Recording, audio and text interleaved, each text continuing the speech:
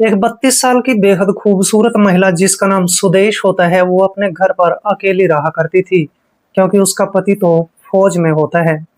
लेकिन आज उसके पास उसके देवर का फ़ोन आया था, जिसका नाम राजीव था। राजीव उसको कहता है कि भाभी, आज मैं घर पर आने वाला हूँ। और इसी वजह से जो सुदेश होती है, वो बेहद खुश हो जाती है।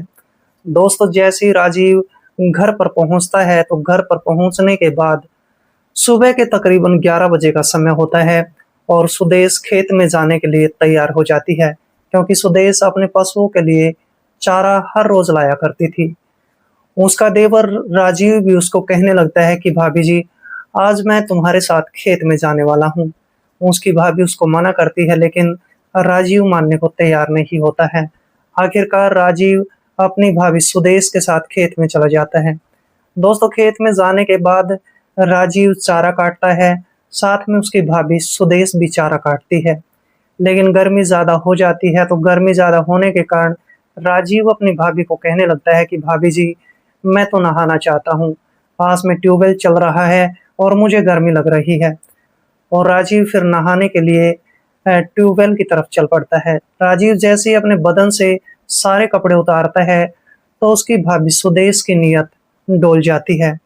और दोस्तों, इसके बाद जब ये लड़का राजीव ट्यूबवेल के सामने पानी में नहा रहा होता है, तो उसी समय सुदेश भी उसके पास चली जाती है और उसको नहाते हुए देखना शुरू कर देती है।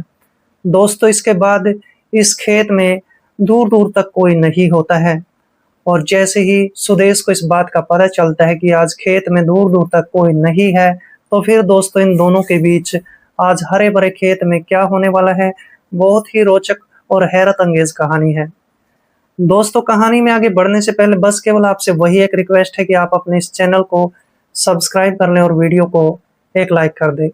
दोस्तों, आप जहाँ कहीं से भी हमारी वीडियोज़ को देखते हैं, आप अपना प्यारा-सा नाम और सिटी का नाम कमेंट बॉक्स में ज़रूर लिखें, ताकि आने वाली वीडियोज़ में दोस्तों मैं आपका नाम ले सकूँ।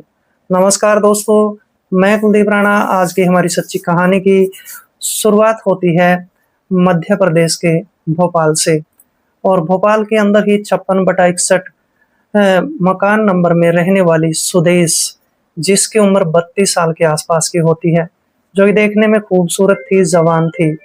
दोस्तों, इसका पति, जिसका नाम अतुल होता है, वो फौज में होता है और आज वो फौज से छुट्टी लेकर 2 दिन के लिए आने वाला होता है।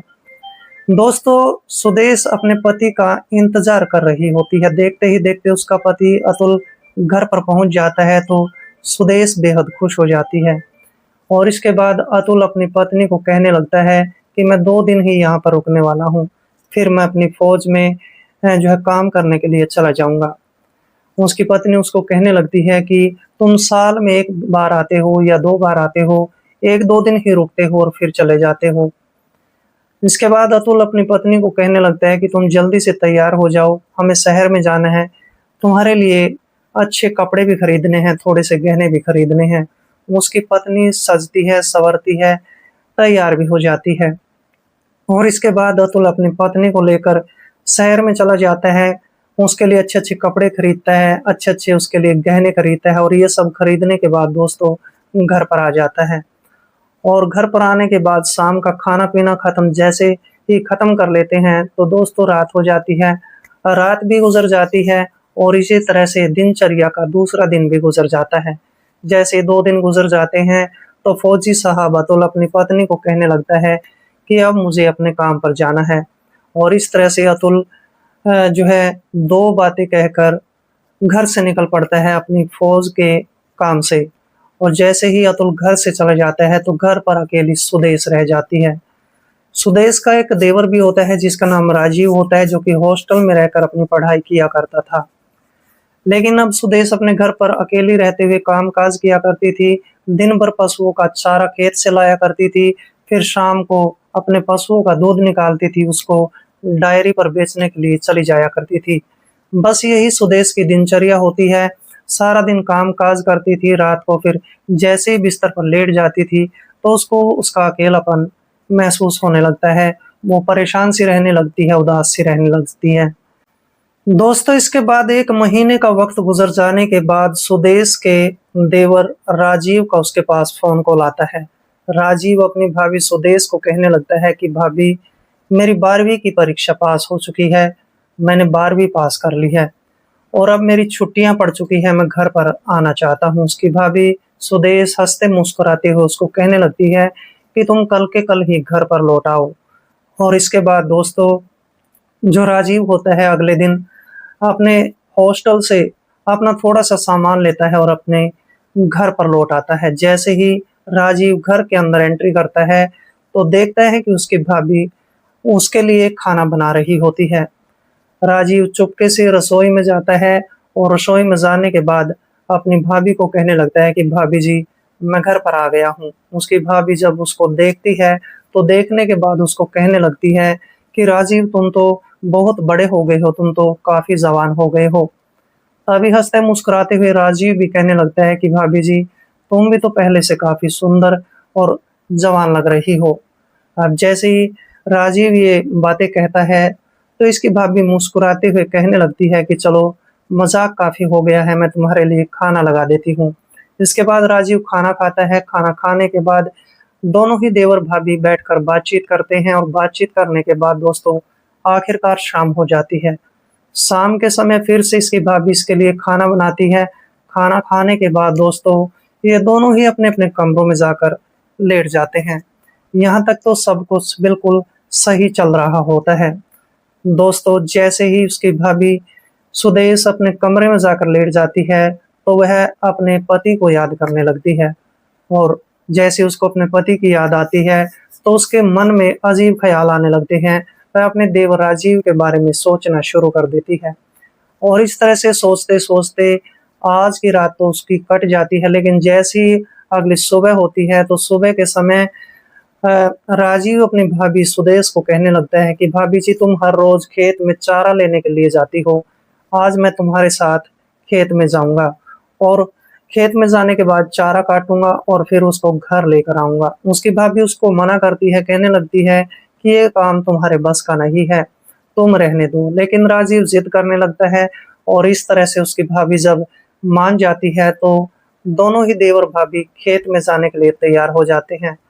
तकरीबन 11 बजे के आसपास दोनों खेत में चले जाते हैं। खेत में जाने के बाद चारा भी काटते हैं और जैसे ही चारा कट कर पूरा हो जाता है, तो फिर राजीव कहने लगता है कि भाभी जी, आज गर्मी बहुत ज़्यादा है, मैं नहाना चाहता हूँ। इसके बाद वह नहाने के लिए ट्यूबवेल चलाता है। ट्यूबवेल चलाने के बाद वह जैसे ही कुंडी के अंदर यानी उस तालाब के अंदर नहाने के लिए अपने कपड़े उतारता है, तो जैसे ही अपने बदन से वो कपड़े उतार देता है, तो उसकी भाभी राजीव को देखकर दंग रह जाती है। उसके शरीर को देखकर वो उस पर काफ़ी ज़्यादा मेहरबान हो जाती है, काफ़ी फ़िदा हो जाती है। अब राजीव नहाने के लिए उस छोटी-सी कुंडी में जैसे ही चला जाता है और नहाने लगता है, तो उसकी भाभी सुदेश उसके पास आ जाती है और उसको कहने लगती है कि जल्दी से तुम नहा लो और फिर हम दोनों घर चलने वाले हैं। लेकिन राजीव कहने लगता है कि भाभी जी, इतनी जल्दी भी क्या है, इस ठंडे पानी में मुझे नहा लेने दो और फिर मैं गाँव में चला जाऊँगा। इसके बाद राजीव उस ठंडे पानी में नहाने लगता है, तभी उसकी भाभी भी कहने लगती है कि मैं भी इस ठंडे पानी में नहाना चाहती हूँ और इस तरह से सुदेश फिर उस कुंडी में नहाने के लिए उतर जाती है और दोनों वहाँ पर नहाने लगते हैं। जैसे ही दोनों देवर-भाभी नहा रहे होते हैं, तो उसकी भाभी के मन में अजीब विचार फिर से आने लगते हैं और वह फिर राजीव को कहने लगती है कि देखो, खेत में इधर-उधर कोई भी नहीं है, दूर-दूर तक कोई भी नहीं है और तुम मेरे साथ समय बिता सकते हो। राजीव उसको मना करता है, लेकिन उसकी भाभी सुदेश मानने को तैयार नहीं होती है और इस तरह से जब सुदेश अपने देवर राजीव को कहने लगती है कि चाहे तो मेरे साथ समय गुज़ार लो, नहीं तो इसका परिणाम बुरा होगा और इस तरह से राजीव भी वहाँ पर भटक जाता है। वो अपने रास्ते से बिल्कुल भटक चुका होता है और इस तरह से दोस्तों, इसके बाद उन दोनों में गलत रिश्ता कायम हो जाता है।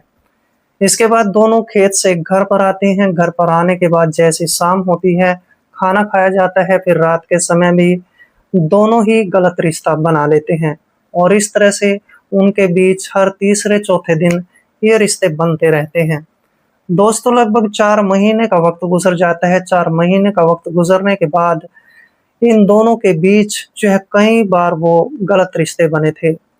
और जैसे ही 4 महीने का वक्त गुजरता है तो फिर फौजी अतुल को 2 दिन की छुट्टी फौज से मिल जाती है और फौजी अतुल अपने घर पर लौट आता है।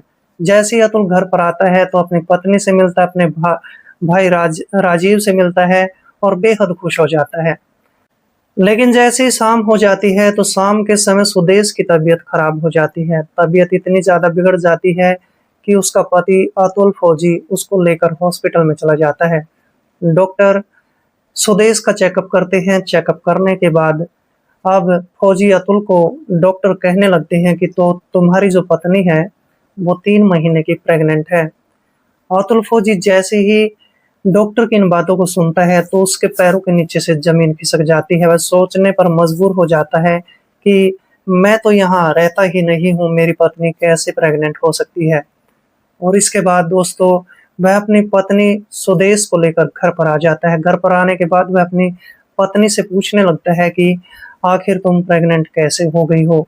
इसके बाद उसकी पत्नी अतुल फौजी को जवाब देती है कि तुम्हारी गैर हाजिरी में मेरे देवर राजीव ने यानी तुम्हारे भाई ने मेरा गलत फायदा उठाया, नाजायज फायदा उठाया। और इस तरह से वह सारा दोष अपने देवर राजीव का निकाल देती है। इसके बाद जैसे ही थोड़ी देर के बाद राजीव घर पर आता है तो उसका भाई अतुल फौजी उसको डांटने लगता है, फटकारने लगता है और कहने लगता है कि तुमने अपनी भाभी के साथ ये गलत रिश्ता कायम क्यों किया है। वहां पर राजीव कहने लगता है कि भाभी ने ही मुझे उकसाया था। और इस तरह से दोनों के बीच झगड़ा शुरू हो जाता है। झगड़ा इतना ज्यादा बढ़ जाता है कि अतुल फौजी पास में ही एक बड़ी काशी उठाता है और अपने भाई राजीव की गर्दन पर मार देता है, जिसके चलते राजीव वहीं पर ढेर हो जाता है, नीचे गिर जाता है। देखते ही देखते घर में कोहराम मच जाता है, चीखने चिल्लाने की आवाजें होने लगती हैं। पड़ोसी भी वहां पर पहुंच जाते हैं। फिर दोस्तों इसके बाद थोड़ा समय गुजरने के बाद मौके पर पुलिस भी पहुंचती है और पुलिस जब इस मंजर को देखती है तो अंदाजा सहज ही लगा लिया जाता है कि एक भाई ने दूसरे भाई की हत्या कर दी है। और इसके बाद पुलिस अतुल फौजी को गिरफ्तार करती है। गिरफ्तार करने के बाद पुलिस स्टेशन में ले जाती है जहां पर अतुल फौजी अपना जुर्म कबूल कर लेते हैं। इसके बाद पुलिस अतुल के खिलाफ एक चार्जशीट तैयार कर लेती है और एक मुकदमा दायर कर देती है। दोस्तों 6 महीने का वक्त गुजर जाने के बाद 28 अगस्त 2023 के दिन जो है जज साहब इसको 10 साल की सजा सुना देता है।